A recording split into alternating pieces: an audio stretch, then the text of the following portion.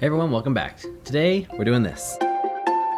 So just to jump into it, this is not exactly a tutorial. I'm not gonna be showing every little step I did and how to do it yourself. I'm just gonna kind of break down the process, super hyperlapse, time-lapse of what I did.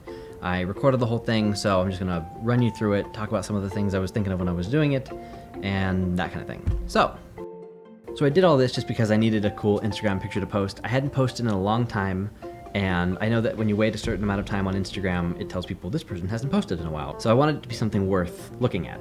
I thought this would be an exciting one to do. So the first thing I did was just kind of on a whiteboard brainstorm what did I want it to look like. So this is just the whiteboard image that I drew, just a quick sketch. I had 3 different options of what I might do, and I'll probably use the other 2 at some point. But this is just the quick sketch of what I wanted to accomplish. And so then I started taking pictures. Here are some of the photos I took, knowing what I would need. Once I had just the background by itself, which I always try to get from anything I do in VFX, it's always nice to have a background plate without any actors in it, so I always get that. After that, I started doing some different poses, and I realized this one, I was sitting too straight up, it was boring. So I tried to lean into it, that way I'd lean towards him and he could lean towards me. And then I tried something from the opposite angle. In the past, I've tried something similar to this project, and there are 3 things that I didn't do that I regretted. If you want someone in CG to feel like they're actually in the scene, I think you need 3 things. And the first is to have accurate shadows. That's not really handled in this picture. I did steal a little bit of the shadow from these images, Photoshop it in. The second thing, which this is about, is squash in the couch. If someone's sitting on a couch, there's weight, and they're usually squishing the cushions down a bit. So these pictures are specifically so that I can put some squish in the couch and get a little bit of that stress line in the material, and then also to get some of the shadow. My face is ridiculous in most of these pictures because I had the camera hooked up to my TV. This is me staring at the TV. I wasn't sure if I was going to be able to get the Nintendo Switch controller in 3D space at this point. I hadn't even considered it, and so I was figuring that I'd probably cut it out in Photoshop and then place it in his hands and make it look accurate. That way, I'd be able to just cut it out, place it in his hands, and it'd work out. I also tried some stuff with these posters to see if maybe this would add some more life to the picture, but it just seemed too busy. Also, you could see my reflection. The third thing I think you need is just accurate lighting conditions. So that's where I made sure to get this 360 image of my apartment, which there are cameras that you can buy that do this, but I don't have any of those cameras and I wasn't about to go rent something. Luckily, my phone just has a feature that lets me do what's called photospheres, and I just kind of move around the room and capture everything. It sends it up to Google. Google stitches it into one 360 image, and then that's what you see here. So it's not perfect, but it works perfectly well for this. Also, in case you're wondering, I don't have an iPhone anymore. iPhones don't do this. I am on the Google Pixel, so I'm on Android, and my phone has this feature. When I was in Photoshop, I was just kind of messing around and trying to mock up what this might look like, and so this was just to capture the idea of what I was going for. So this character's from Animation Mentor. His name is Jules, and I use him for a lot of my stuff because he's a really good rig, and he has a lot of facial controls, and it's just very flexible and versatile. So here you can see I'm in Photoshop working with all those pictures, just trying to mock up, something. What am I looking for? What am I going for? So I'm trying some different poses, seeing how they look together. I started painting out things like the controllers, and here what you're seeing is me trying to cut out the controller in Photoshop. I figured that I would actually use the actual photographed version of this picture, and I just, Photoshop and composite it into his hands. And I did this for a while. This is me reconstructing the controllers. I'm trying to place the buttons back in because I didn't think to just have the controller by itself, so my hands were in the way. So here I am trying to do that, and then I just decided, you know what, never mind, I'll do it in CG, but let me get the shadows and the couch kind of squishing in on their own layers.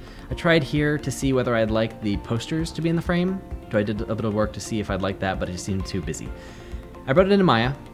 I had a reference image of just kind of what do I need to get, so I should model the actual room. So I started off with the floor plane and the couch, and I tried to figure out how I could line it up to make sure it was going to be the easiest once I was posing the character. So I went through a couple iterations and then started making the actual couch cushion. So you can see I'm doing cushions, super basic geometry, just something so that if I do choose to cast shadows, that the shadows are actually accurate and they fall into the creases of the cushions and all that kind of stuff. I didn't want just a block because then you wouldn't see them go into the actual cushions if that needed to happen. So I made some pillows for the same reasons, just in case I was going to do shadows. And it also gives me a sense of where can the character be and what's around him. So brought the character in, made sure he was the right scale, and then I realized pretty quickly as I was trying to pose it, what size he needs to be and all that kind of stuff.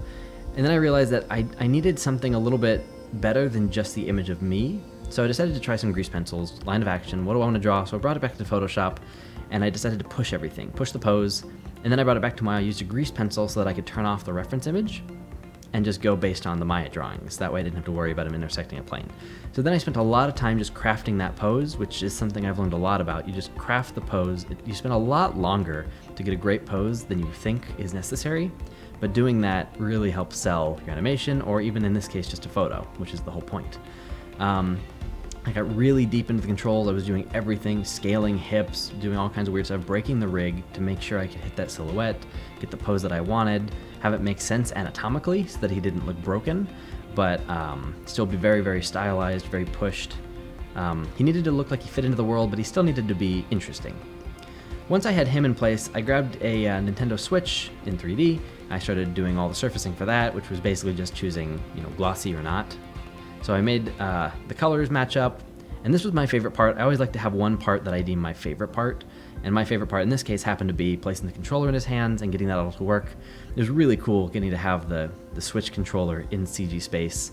And so once I had him, I did a little bit more work on the body, and then I got to the face, which was another fun part for me. I really enjoy the facial animation and posing. So this is me going through, moving the teeth, moving the tongue, every little detail. It was a lot of fun to really craft this and make sure it was the best it could be. And I continually went back and pushed and pushed and pushed. I started stretching and scaling the face and bending the nose, and lots of little details that you really have to think about, like what can you possibly do to make this seem more dynamic. And then I decided to go in, change some colors, what was gonna look good on the couch. I started bringing in a 360 image of my apartment. And then I did a test render with no lighting, just to see if he was in the right spot and if he looked good, and he did. So I decided then to add in some lighting. I tried to match up kind of what the window was doing. And then after that, I did an official render with different passes, and that's kind of what I was getting. So I brought all of that into Photoshop and started working on that. Now this is where my computer recording software started to kind of mess up. So I'll talk a little bit more about, what I did here. This is the pre-lighting test. This is just the render when he had that 360 image, just that lighting, which gives you some similar colors, but doesn't look exactly like he's in the scene because there's no direct lighting on him. So this is the final rendered image from Maya with the character. It's all a little bit dull color-wise because I knew I wanted to push it more in Photoshop, but this is what I did in Maya with the lighting and everything else. This was the exact same resolution as my camera, which is something ridiculous. It was like instead of 1080, it was like 3242 or something giant. So this took, I think, like an hour to render. It's really, really nice looking, and I'm glad I took the time to do it. I spent a lot of time on the surfacing of this, making sure that the materials were going to be accurate, so you can see that his teeth are kind of glossy, that they're reflecting the light in the way that teeth would.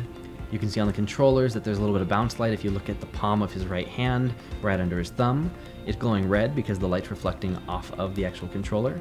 And then same thing on the left side of the controller, you can see the shadow from his thumb, confirming that this is all in the same world. After all that work, this is the final image. I wanted to make sure that our poses were slightly different, that the angles of the controllers were different, but that we both looked like we were, having a great time. I'm really happy with how it turned out. Every time I look at it, usually when I look at something like this, I find flaws, and this time I know where certain flaws are in this one, but as a whole, I look at this and I'm pretty happy with it. Eventually, I'll probably look at it and I'm gonna hate it, but for now, I'm really proud of it, and I like where it went. So that's pretty much it for that process. It's not that hard to do, so to figure all this out and go through different changes and tweaks and change my mind about what I wanted and all that stuff, the whole process was about 6 hours, including render time. But if I had to do it again, now knowing what I know, it'd probably take 2 hours. I do plan on doing a lot more of these for Instagram because this picture did really, really well on Instagram. So I plan on doing a lot more of this type of stuff. So if you guys do anything similar using this technique, tag me in it, let me know, I wanna see it. And if there's any questions I can answer to help you achieve this, also happy to answer those. If you were hoping this would be more of a tutorial, step-by-step, that kind of thing, it's kind of a long process, a 2-hour video. So this seemed to be a good way to condense it to something that people could actually digest. But if this is something you actually want to know, specifics about, I'm happy to do, parts of the process. I can't do the whole thing because it's just not going to fit unless I did like a live or something. So I don't know. Let me know what you want to do. and I'm happy to do it. Also, shout out to Alan at Disney. Cynthia told me that you're watching these and we're asking what gives. Why aren't I posting more? So this one's for you, and hopefully I can get you on one of these episodes at some point and you can share your story. Thanks again for watching. Don't forget to subscribe if you want to see more of this type of stuff. See you next time.